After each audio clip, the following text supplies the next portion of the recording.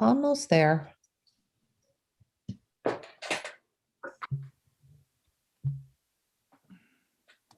Okay, we are.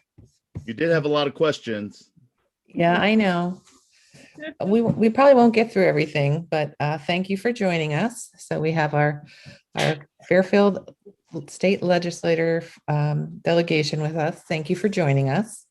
I just wanted to thank our Sustainable Fairfield Task Force Advocacy Committee. What I've done is I've taken all the letters that we've been writing, and our advocacy committee is Sean O'Sullivan, who is our letter writer. So thank you, Sean. And Brian Farnan, who is not on our task force, but is on our subcommittee. So I just wanted to make sure people in the community know that you don't have to be on our task force to be on our subcommittees. And to point out that both Jen and Kristen are on our food and waste subcommittees. So you can also be on other subcommittees. We have several of them. So with that, I'll ask, we'll go in this order and then we'll rotate. We'll start with Tony, then we'll go with Kristen, Laura, and then Jen, and then we'll then start with Kristen and then go to Laura and Jen and then Tony, and you get the idea, okay? So you guys have the questions in front of you, right? So it's the same format each time. We want to know where you stand and why on each of these questions. The first question is where do you stand and why? Actually, before I do that, maybe you can introduce yourselves. Sorry about that. So we'll start first with Tony and Kristen and so forth. Please introduce yourselves and then we'll do our questions. Sorry about Great. that. Thank you, Mary, and thank you to the Sustainable Task Force, not only for this program, but for bringing kids when you're able to bring up to Hartford. And I'm excited to have a conversation on this issue, and happy Earth Day week. Thank you. Hi, everyone. And Mary Hogue, you are a sustainability champion in our Sustainable Fairfield Task Force and all the green energy folks. It's been an amazing run, and I'm grateful to be here representing the 133rd and being able to talk about these issues post Earth Day, but Earth Week. And as Mary, you often say, every day is Earth Day. Thank you, Laura. Hi, everyone. Laura Devlin. So I represent Fairfield and Trumbull, and really happy to be a part of this session. I look forward to the day when we can all be back together at a long table and having our panel. But Mary, really appreciate you organizing this and all of the events that have happened for Earth Day. So looking forward to our discussion today. And I am Jennifer Leeper, representing the 132nd, which is Fairfield and Southport. And thanks, Mary, and to the task force. We are so lucky to have you guys. You're incredibly informed. Often I get questions and ask my colleagues on the Environment Committee, and they even have to go double check to see what the answer is, because you guys are always right on the forefront of everything that's happening. So thank you for your service. Thank you. Now we get to grill you on all these questions. Okay, here we go. So Senator Huang, we'll start with you. Where do you stand and why on the Transportation and Climate Initiative? Right now it's SB 884. The TCI, as it's called, it has kind of gotten a lot of interest because of the additional taxation component as it relates to clean energy and the focus. It's part of a jurisdiction of 4 states, Connecticut, District of Columbia, Massachusetts, and Rhode Island. And they signed a memorandum of understanding to kind of implement this cap and invest program. So it's going to have a revenue component off of gasoline taxes, and that's then the point of the challenge. I think the other part of it is we had such a battle on tolls. It's being confused with that. And I think the other part of it is it's additional revenue that doesn't go to fix the infrastructure. It's trying to really address in a narrow band the climate control initiative. In that case, you're going to have a huge battle. It's not only on Senate Bill 884, but the governor has put that into his budget process, which is an ongoing project right now, having just finished the finance committee votes. So it's a lot of work in progress. But I want to share with you that I'm committed to the TCI's concept to to ensure that we do allocate proper funding for climate control and change. So the TCI is an initiative I understand and support, but I think we have to allocate different revenue within the budget process. So that's my thought on that. Thank you. Thanks, Senator Wong, for doing a nice job summarizing too. That was a good lead off. The program will really help us to decarbonize and modernize. It addresses equity issues too. We've talked a lot about investing in our urban cores, and during COVID, we've seen the disproportionate impact that health has had on particularly our communities of color. That's one of the things that TCI gets at. It is indeed a cap and invest, and it's projected in the first year, 2023, result in an increase in approximately 5 cents. And I think that's important. Actually, next week, Rep. Leeper and I will be co-hosting Commissioner Dykes and Deputy Commissioner Ucolito to talk about this program, and just to get a little bit more information out there, because as Senator Wong alluded, I think there's some misinformation. It's funny to see Annalise having appeared on the screen, because she often talks about the 38% solution related to EVs, electric vehicles, although we'll talk about that in a minute. But motor vehicles are responsible for 38% of the greenhouse gas emissions in our state. And when we look at the fact that we could face a 20-inch sea level rise by 2050, we've got to do something. So I do support the initiative. I do recognize it is indeed a work in progress. And I know that the committee increased the percentage of funds that would be, again, invested in our urban core. But there is room for projects and some infrastructure projects for things such as pedestrian infrastructure improvement, which is something that I've supported for a long time. So I think we need to move forward with this. We certainly are going to have ongoing conversations about transportation and infrastructure funding for many years to come. This is a step. It's not the final solution, or the final answer, I should say. It's a better phrase. But I look forward to the ongoing conversation. Laura? I'd suggest that there definitely needs to be a lot of conversation about this issue. In concept, I support it wholeheartedly. And I honestly don't know anybody who doesn't, in terms of, supporting, climate change and all of these various initiatives. But the fact is that I think what this doesn't address is, particularly with those states who have signed on to this agreement, many of those that were part of the initial discussion have not signed on. And I do worry that we are putting our state and our residents at somewhat of a disadvantage, particularly from a cost perspective, because what we're not acknowledging is the emissions that come from the states to the west of us. And that is a significant load. And this is going to do nothing to address that. But we do face significant costs to our gasoline prices. And that is going to affect the residents of this state quite substantially, potentially. And that money is not designated. So while it will go into a special fund, there are no sort of rules around how that money will get spent. And half of that money will go to underserved areas. And then the other half is, potential for supporting EV and EV infrastructure. And while that's great, you have to wonder about the multitude of projects, proposals, and bills that have emerged this year, and how do they all overlap?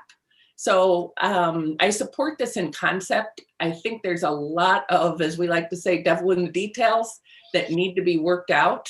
So that's what I would say at this point. Yeah.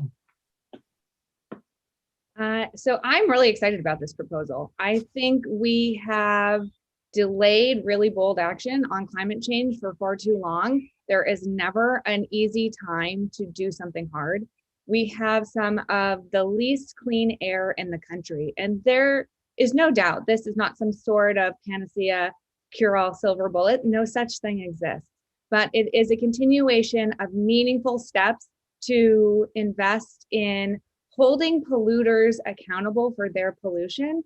And that may result in, I think the high estimate, as Rep. McCarthy-Vahey said, is 5 cents a gallon increase on us. But there will always be a way to get to no. And I think we need to engage in these really difficult conversations about how we can get to yes. And I think that having a regional approach is really exciting, because I agree with what Rep. Devlin said. We don't want Connecticut to be regionally disadvantaged. And taking a regional approach with our neighbor states is a great first step into ensuring that doesn't happen. Great. Okay. All right, our next question, we'll start with Kristen and then we'll keep going our round robin. Sorry, let me start that. So our next question is, where do you stand and why on selling electric vehicles directly to consumers in Connecticut? And this is found in SB 127.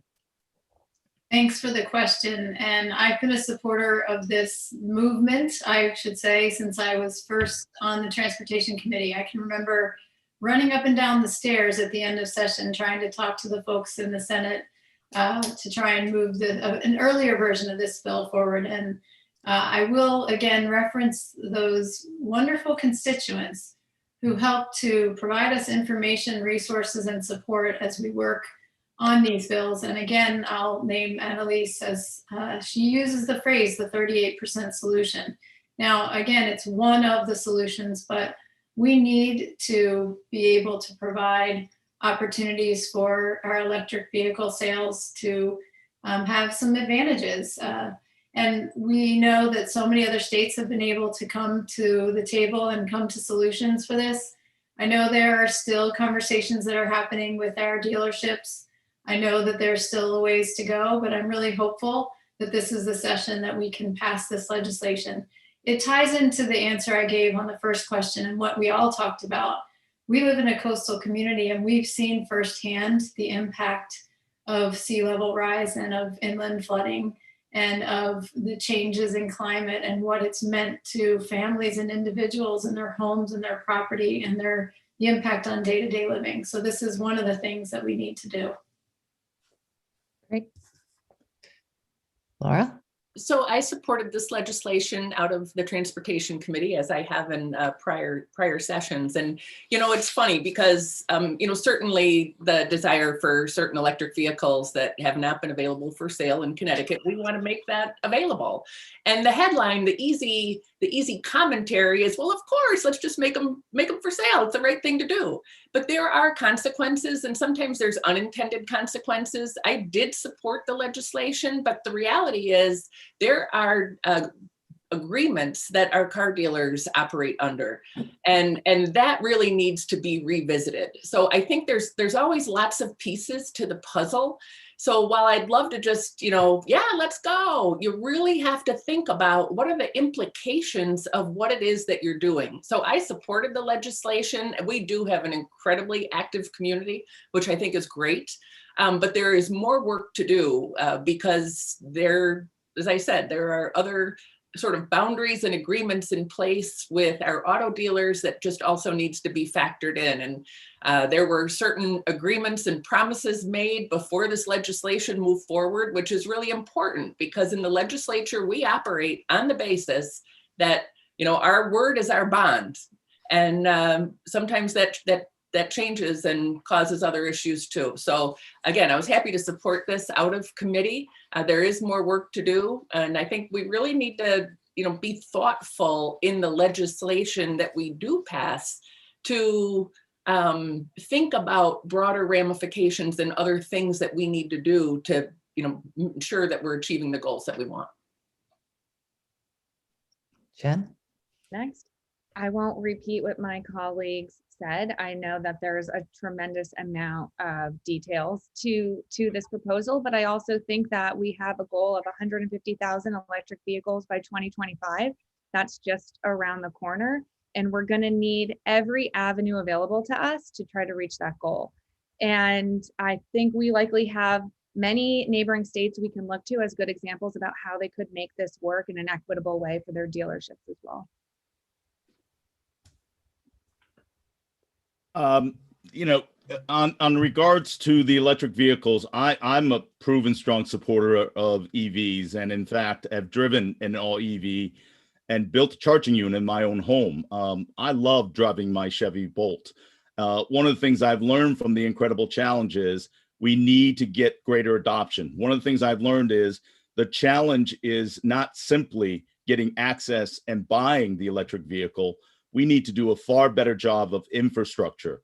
I have range anxiety in regards to where there's charging stations and where there are charging stations that have been kind of a collaborative effort with our energy utilities as well as municipalities. Half of them don't even work. So one of the greatest things that we need to do to expand EV utilization is an infrastructure charging component that has not been addressed.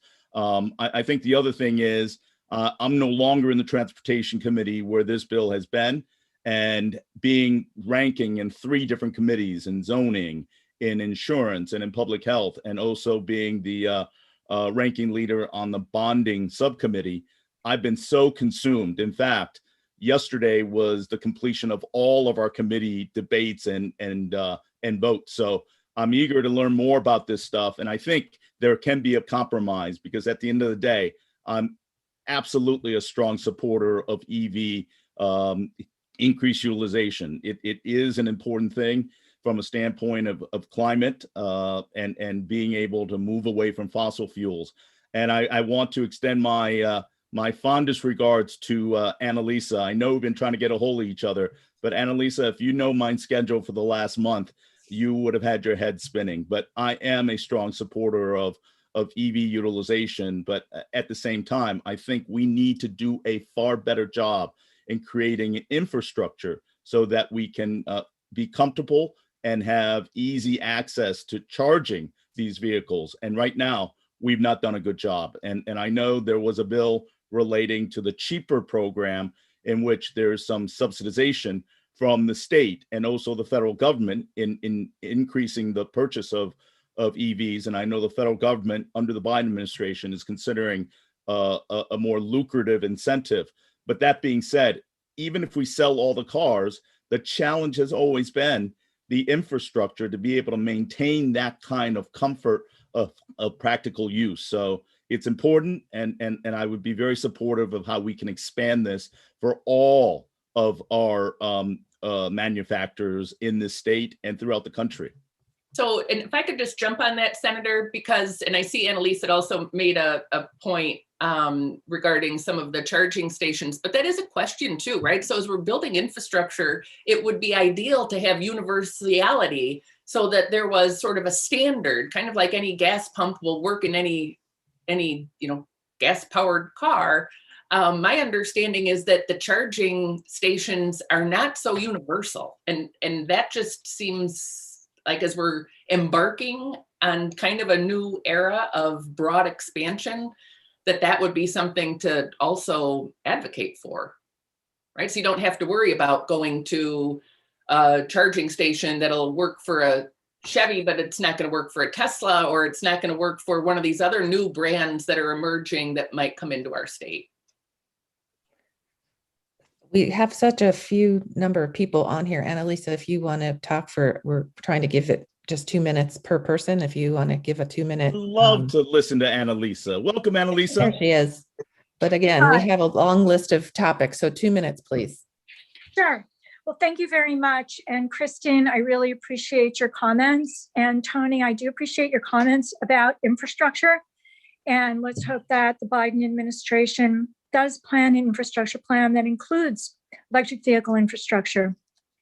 I do want to stress that the reason why Tesla created its own network of electric vehicle chargers is because it knew that people wouldn't buy their cars unless they felt confident that they could charge them.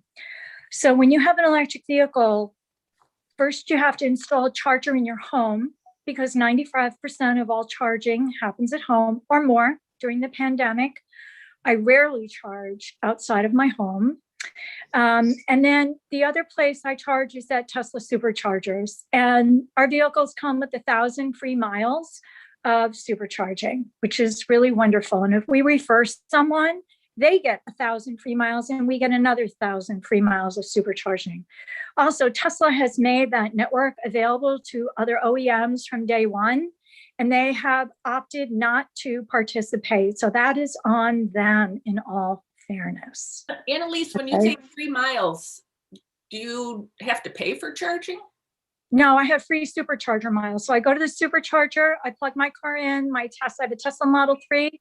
It's fully charged in like 20, 25 minutes, and I pay nothing because I have 1,000 free supercharger miles because I bought my car with a referral from another Tesla owner. You get a referral code. And some cars are being sold now with multi-years of free charging on them.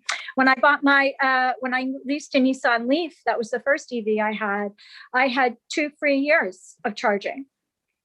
And if I don't mean to broaden this conversation, Mary, because I know we have a lot of subjects to cover, but I was having a conversation about this with one of my colleagues last week. If you ran out of, your free miles, what does it cost to charge? Yeah, so I think that depends on where you are. So you can charge your Tesla almost anywhere. One of the things I just want to stress is that the industry is figuring out what standardization should look like. There are various plugs. There are also adapters. So I have an adapter. So I use the Leaf charger that I have in my home to charge my Tesla using an adapter that came with the car. So there is interoperability. I also want to mention that Rivian is another direct-to-consumer seller of electric vehicles. I have a pre-order with them. They're putting in their own charging network. They will make the charging network available to other people. Great. Okay, time to move on. Thank you. This is really obviously an important topic, and hopefully you will direct connect and keep the conversation going. I don't have a referral, so I do pay when I go to the supercharger because I did not get a referral. So silly me. We just were desperate to get a Tesla. It's one of those impulse buys. Okay, let's see, Laura, this will be starting with you. Okay. Where do you stand and why on the Killingly natural gas plant expansion, the expansion of the Middletown, we spelled that wrong, natural gas plant, or any new natural gas plant or gas plant expansion?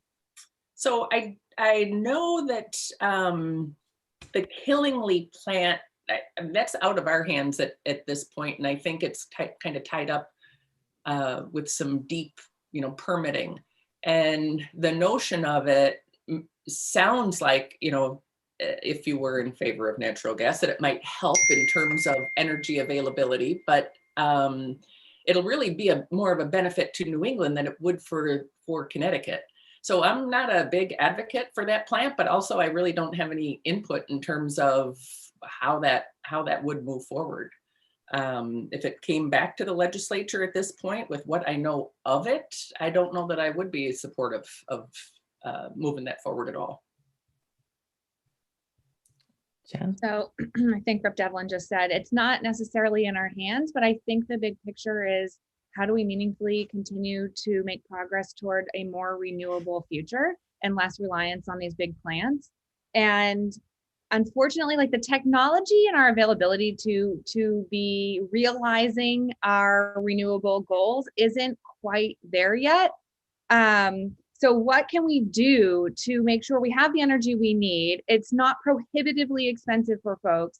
And we buy ourselves a little time as technology catches up on the renewable front. And in our capacity to adapt and implement renewables catches up without investing in these big infrastructure projects in fossil fuels that likely continues to kick the can down the road on us being really aggressive towards renewables. And so I happen to have a friend who works in the energy sector, and she has some very, very interesting ideas about creating what could perhaps be a last chance program. I mean, Millstone alone is 42% of Connecticut's energy, and it's an aging facility. So we're facing sort of like an energy cliff. And so what can we be doing to help juice our existing fossil fuel infrastructure for everything it's worth while our renewables get to where we need them to be? And so part of this last chance program could be to require that there's efficiency upgrades, emissions reductions, upgrades, fuel conversions where that might be appropriate, obviously not for Millstone, but from gas to oil.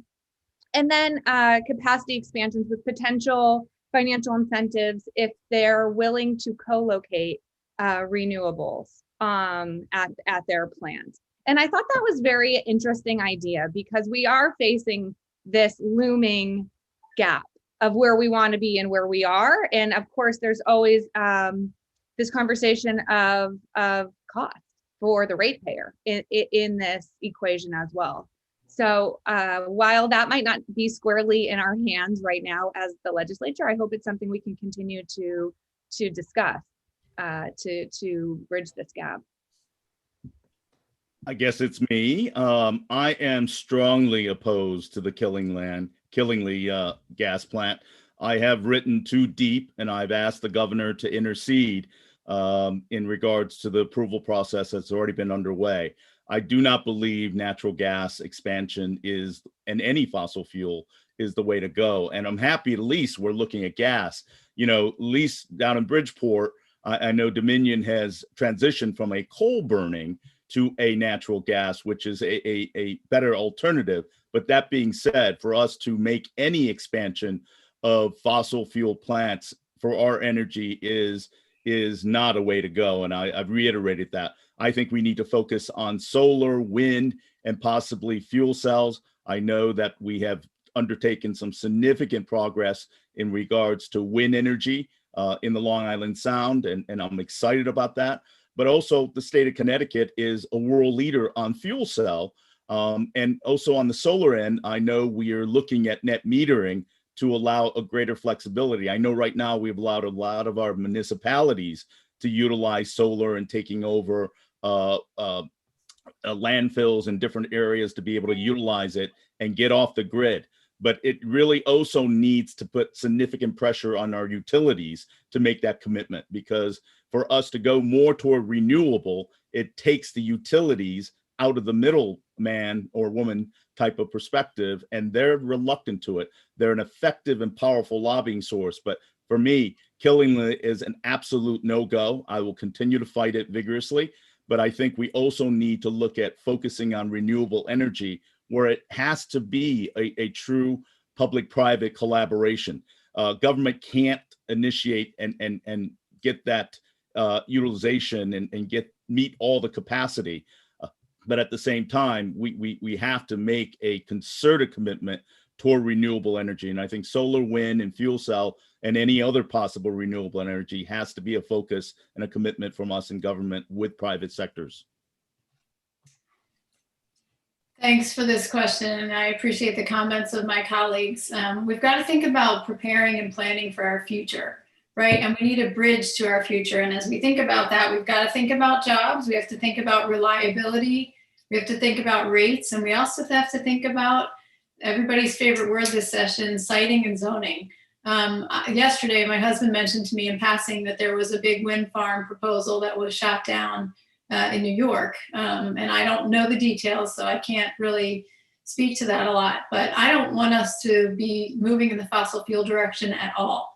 And I recognize that there are, as was referenced in the comments of my colleagues, steps that we need to take to create that bridge to the future. And whether it's looking at helping to retrain folks who are working in industry, whether it's considering the construction jobs for these different products, and again, making sure people are trained and prepared for that. If we had not kept Millstone online, we might have been a state facing rolling blackouts ourselves. And I know there's a lot of debate among the clean energy and green energy folks around that. But what does that mean for our future? It means, as Senator Wong said, we have to invest in solar and wind and those renewable sources of energy. As we do so, we have conversations about, I know there was a project recently cited in a community upstate looking at trees being taken down to put in solar. So we have to have these conversations in a really comprehensive way and understand the way that things are connected to one another as we plan for these renewable resources. We're going to have to look at it from a lot of different lenses, but bottom line is we need to move away from fossil fuels. Our planet has limited and finite resources. I'm glad you guys raised the whole wind industry, because that's going to be huge for our state, both in Bridgeport and also in off the eastern shore with the State Pier project. So Yeah, hoping that'll help with the economy on those areas, jobs. This next one's a whammy because it's two big things in one here. And this goes starting with Jen, so it's right on our subcommittee.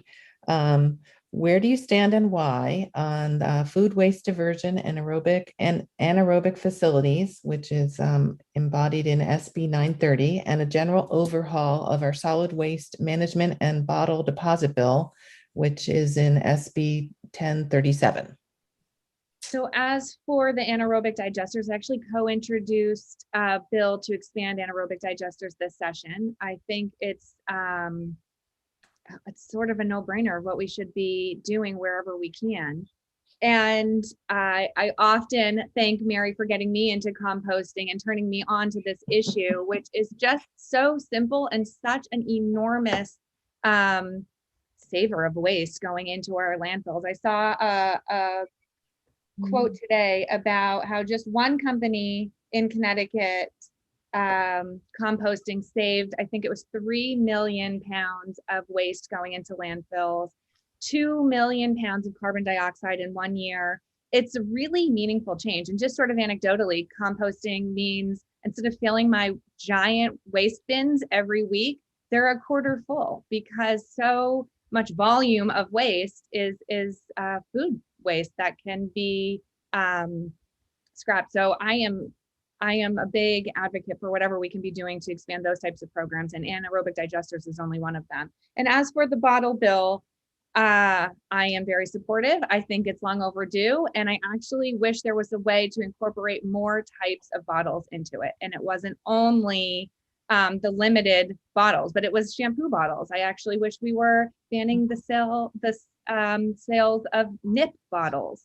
I actually I have many wonderful wine and liquor stores in my district, and spoke with them about it, and they actually felt the same way. They are already shouldering the burden of bottles, because currently the bottles that are accepted are really only their bottles. And they said, one, we would be happy to get rid of nips, and two, we wish this applied to all plastic bottles, and that it was all going to be accounted for in the same way and recycled more responsibly.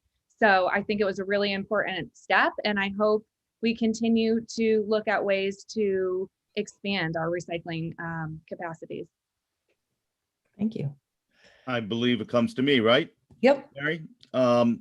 Well, if Annalise is still on, I have to tell you, I've learned so much from Annalise in regards to food waste diversion and anaerobic facilities. And I think, and I'm fully in support of it. The waste that we have is stunning. And if anybody needs any more information, talk to Annalisa.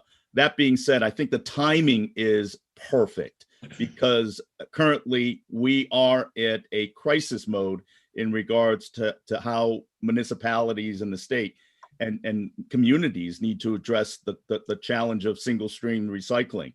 So as we evaluate and look at solutions related to single stream recycling, we can incorporate the food waste consideration into that. The second question regards the bottled beverage container. I think the focus of the conversation has been the increase in fees. For me, I think ultimately it really needs to be a comprehensive understanding. It can't be just on certain categories.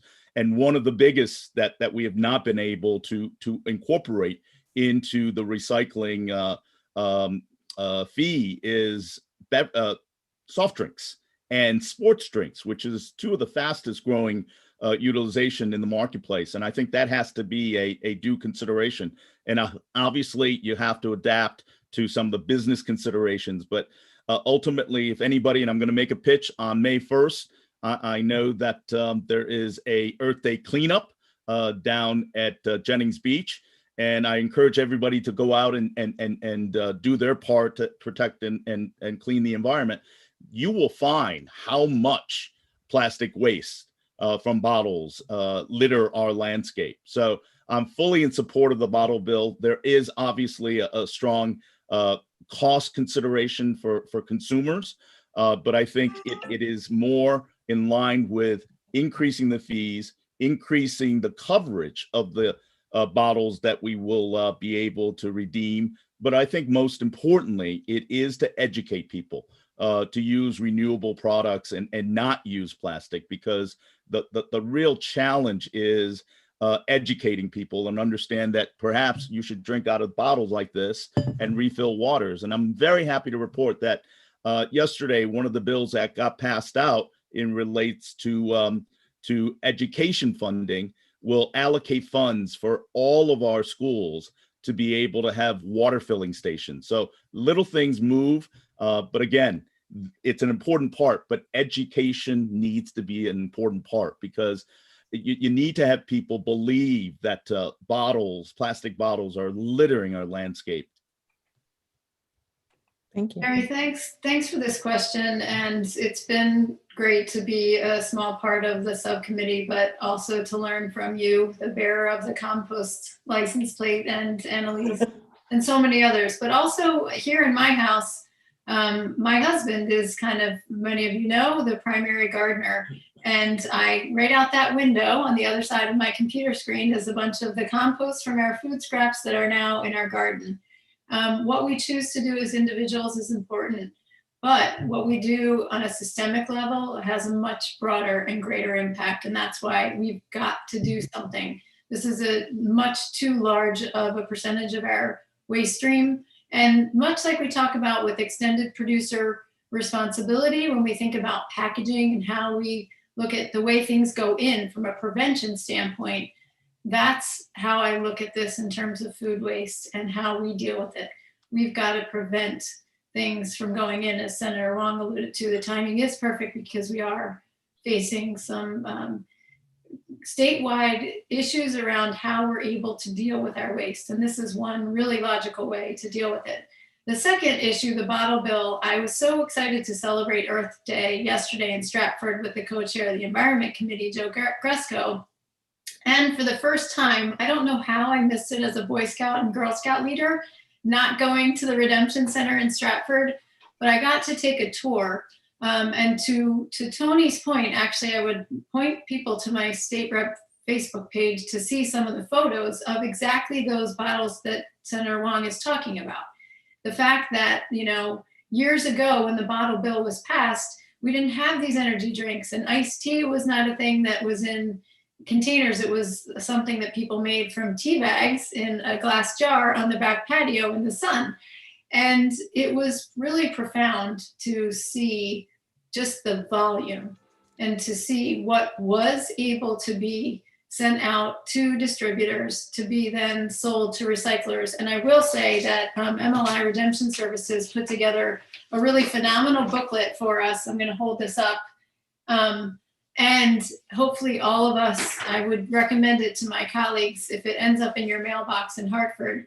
It's a great visual of how the bottle process works and what the markets are and where things can go and what the capacity is in terms of things like spirits bottles and nip bottles, the things that we do see on the beach. And I hope to join you, Senator Wong, for that cleanup as well, and our young people leading the way. So I'm a strong supporter. I've certainly been hearing about the bottle bill as someone who carpools with Rep. Gresko. I've been hearing about it from him for years, and I know we have to do something. And that's, again, there's not one answer, but these are two of the steps that help us get there. Thank you.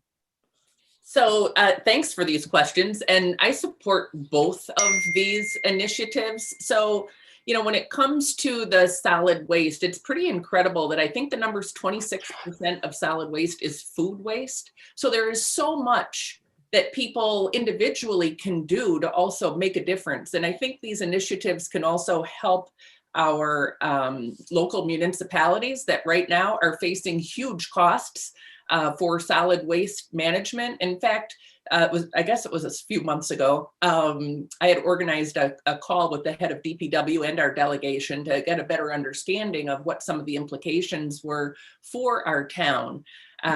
So we're going to continue those conversations. And when it comes to the bottle bill, I was really struck when the pandemic was, at its height, and we were home, and I had a house full of young adults.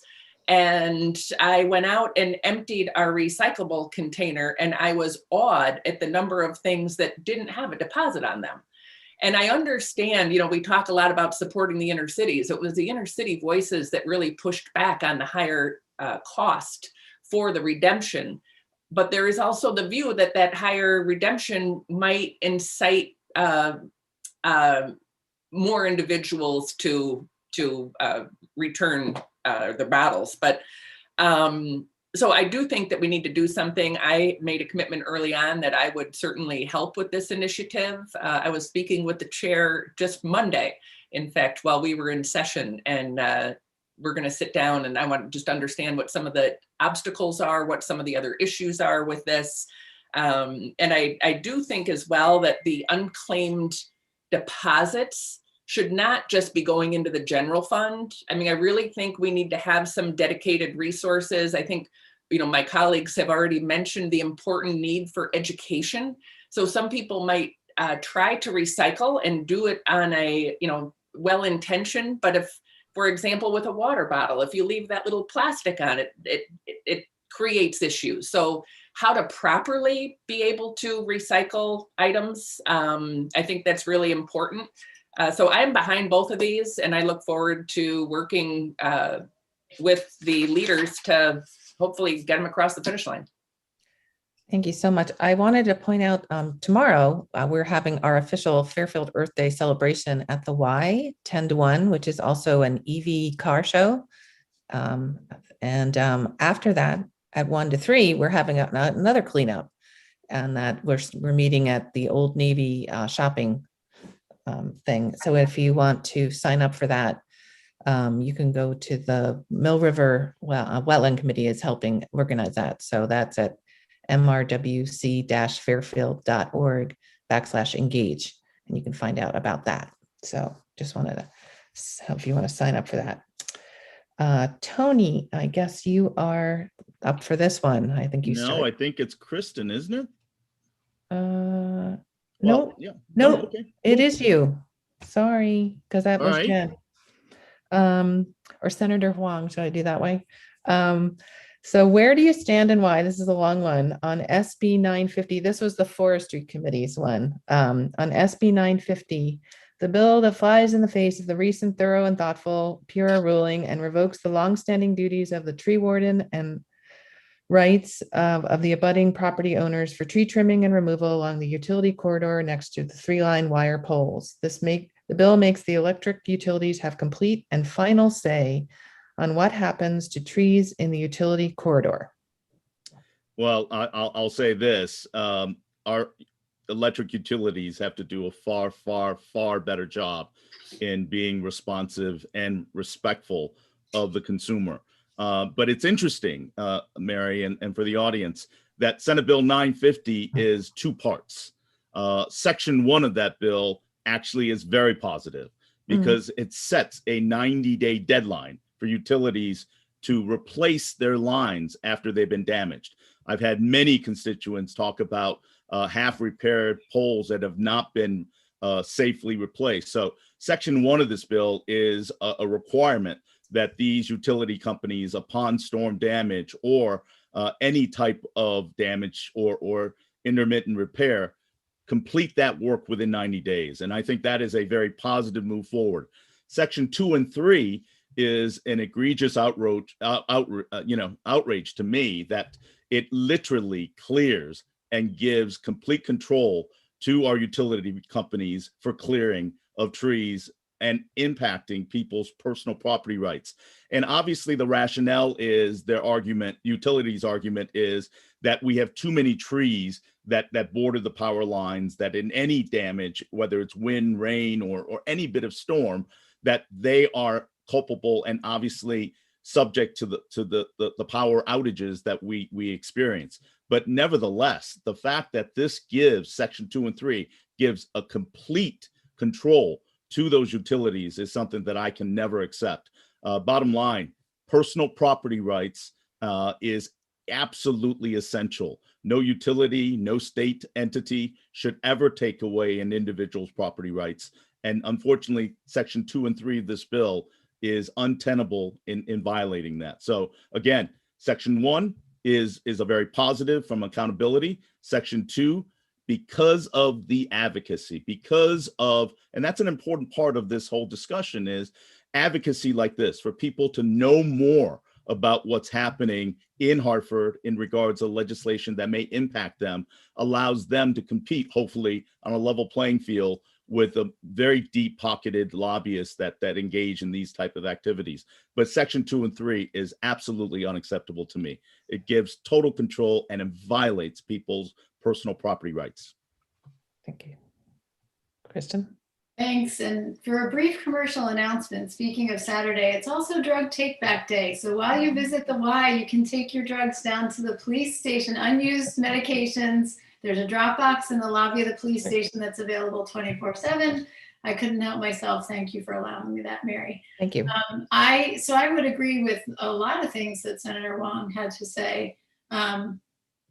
The fact is, we've actually asked PURA to take a bigger role in helping us as a state, and to be, I think some of us in the legislature are interested in empowering PURA, and the recent ruling related to trees and the way that our utilities take care of trees and pay attention to trees in a responsible way was extremely well done. And it made the clear point that we need ongoing care of our trees in order to address rates and reliability, as I was talking about before.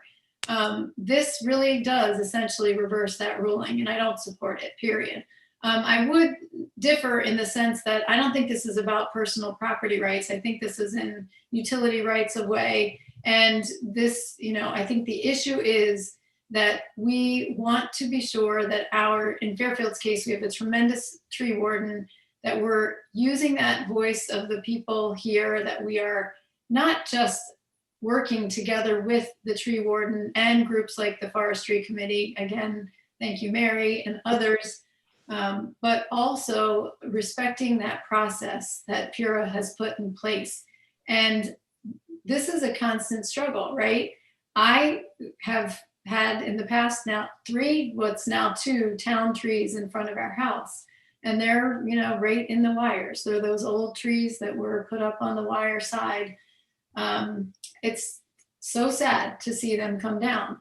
But there is a time when, it's proper for them to be trimmed or removed. And I think none of us is saying to not do that. It's about how the utilities go about it. It's about the kind of communication they use. It's about the regular maintenance.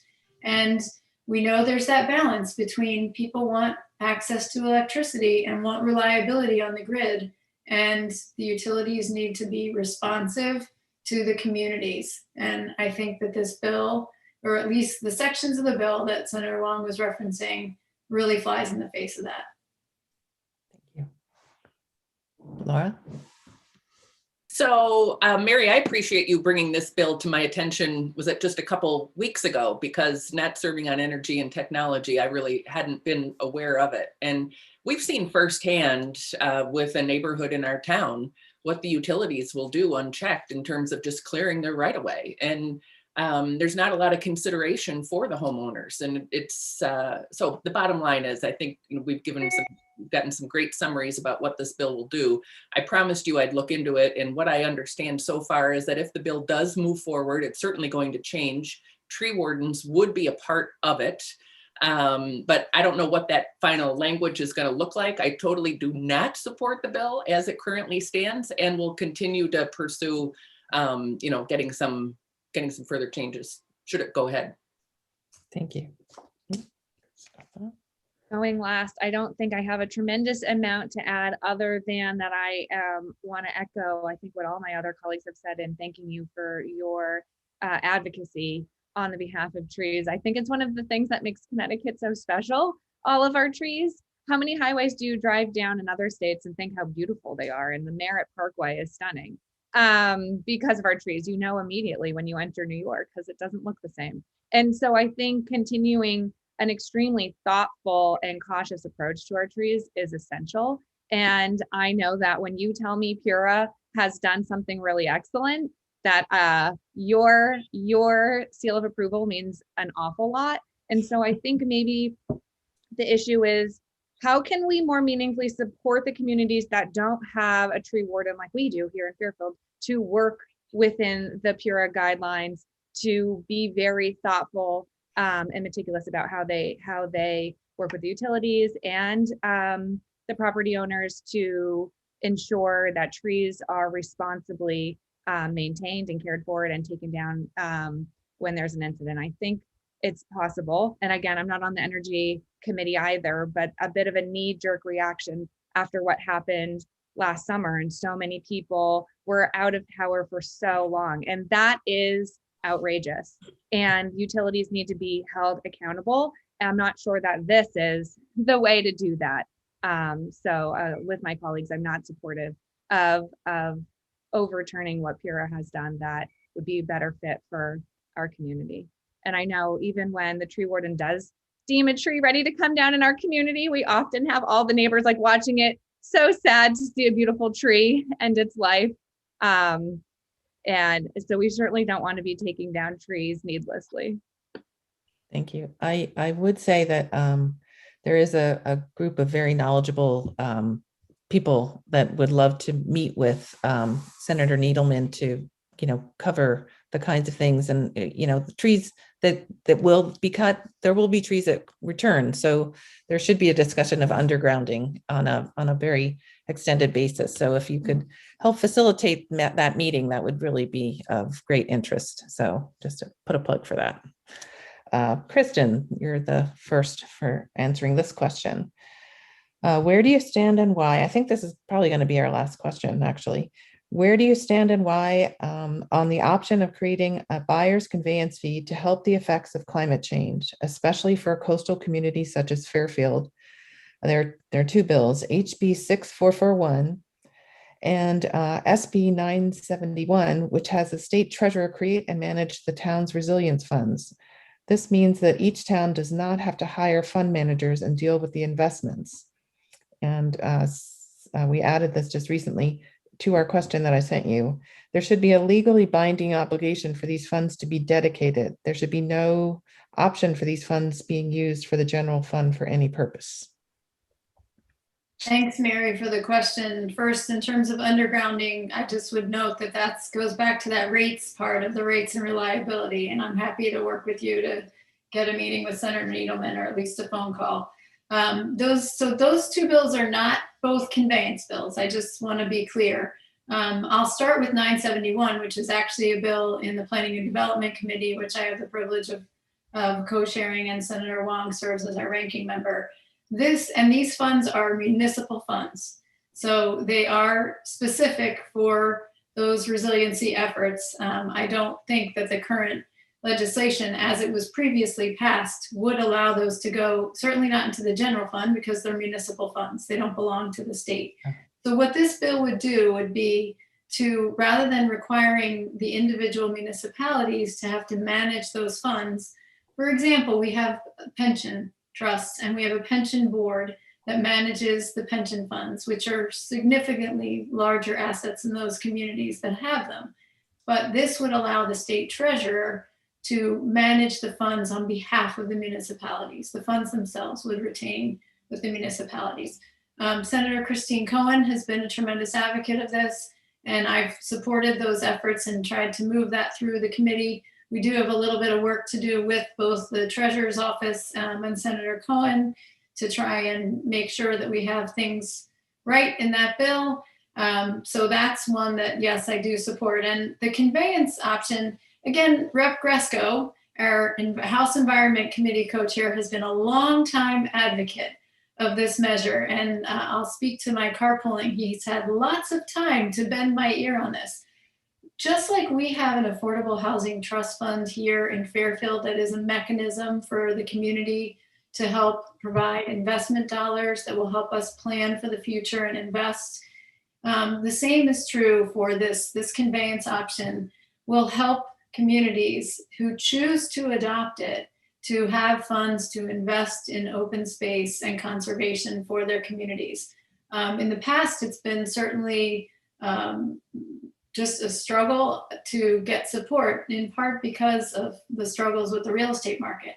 I have not talked with folks much about this, but wonder if the hot real estate market will impact some of that discussion. I know the Connecticut realtors are certainly opposed. I've had lots of emails, but I tend to think that as an option for a community, and a community would be able to decide that this is something that we can do to help give communities, most of whom don't have the kind of resources available to be able to conserve, open space and environmentally vulnerable areas. So I do support both of these efforts. Thank you. Laura?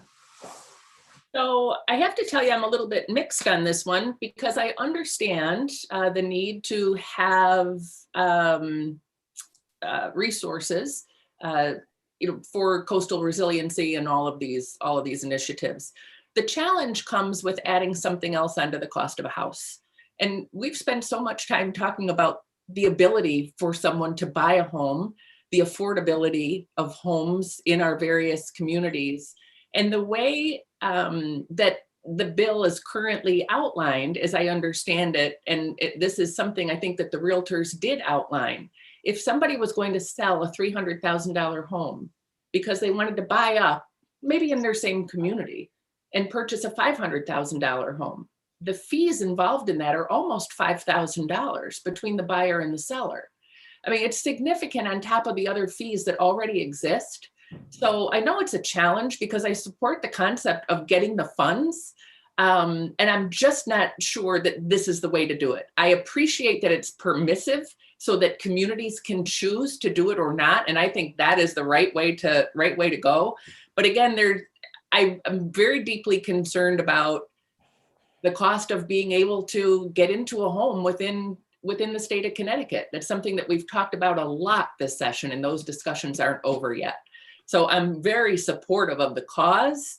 I'm concerned about the mechanism to get there.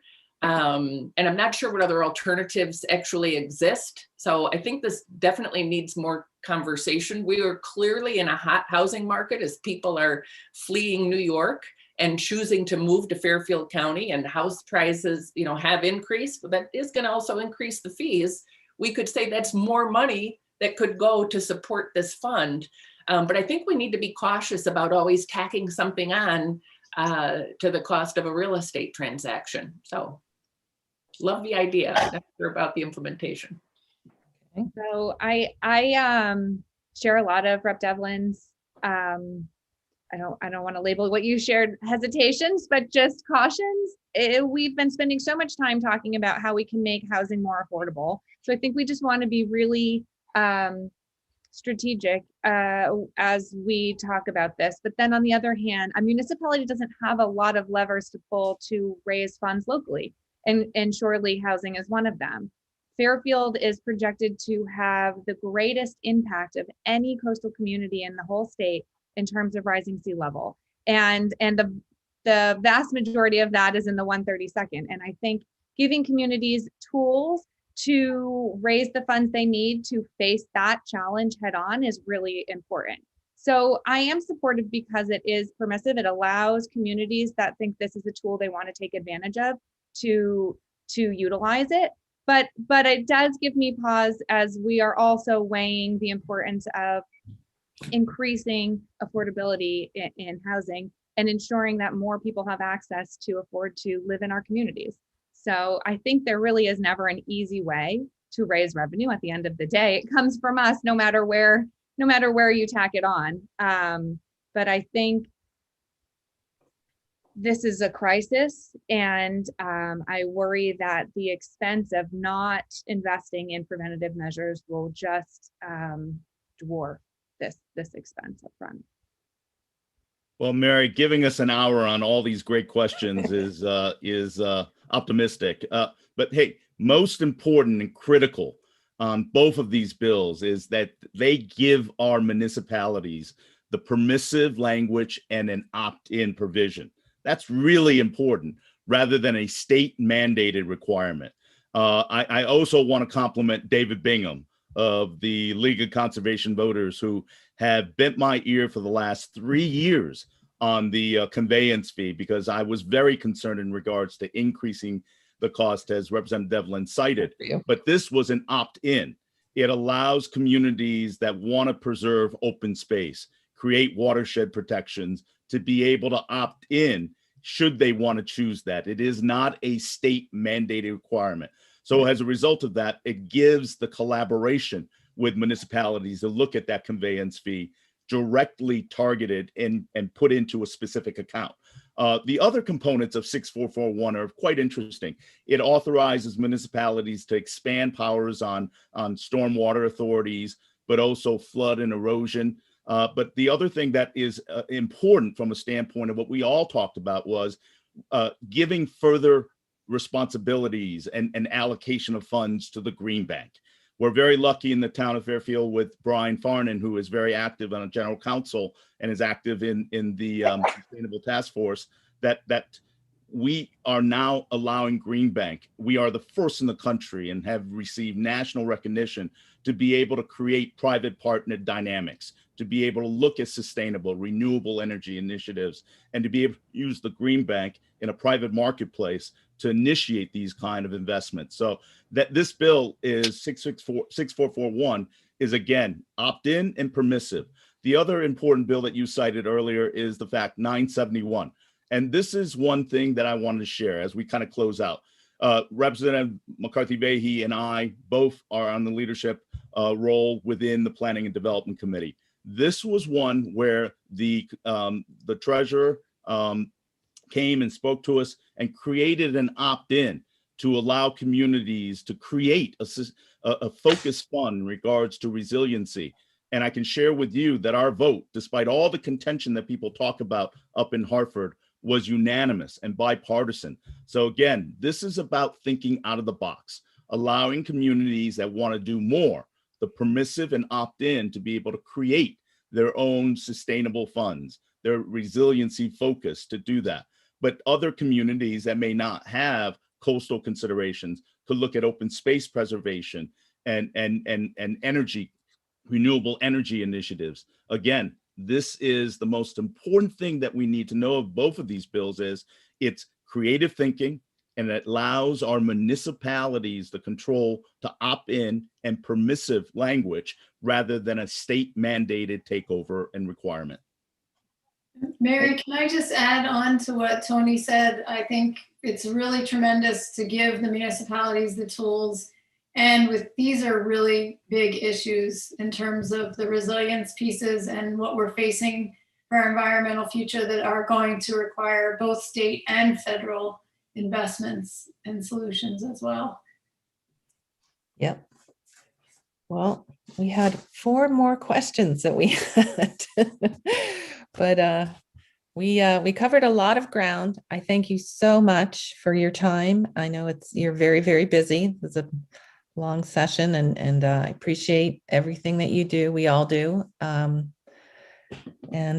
enjoy this lovely day, and hope you can come to visit us. I know, Laura, you're busy this weekend, but hope you can make it tomorrow at our event down at the Y, 10 to 1, or our cleanup at, Sean says thank you, or our cleanup at the Old Navy parking lot, 1 to 3. Mary, if I may, is to just give a huge shout out to the Long Island Sound Blue Plan. That is House Joint Resolution 53. It has been a 6-year process. And I want to give thanks to Governor Malloy. He doesn't get a lot of credit on some things, but he was the one that initiated, along with Senator Kennedy and Lonnie Reed, to be able to create the Long Island Blue Plan, to look at a blueprint for us to look at conservation, sustainability, and a real increased utilization for recreation and commercial use and preservation services. And that is up for, I hope, a vote in both chambers. And I hope that we will have true unanimous bipartisan support.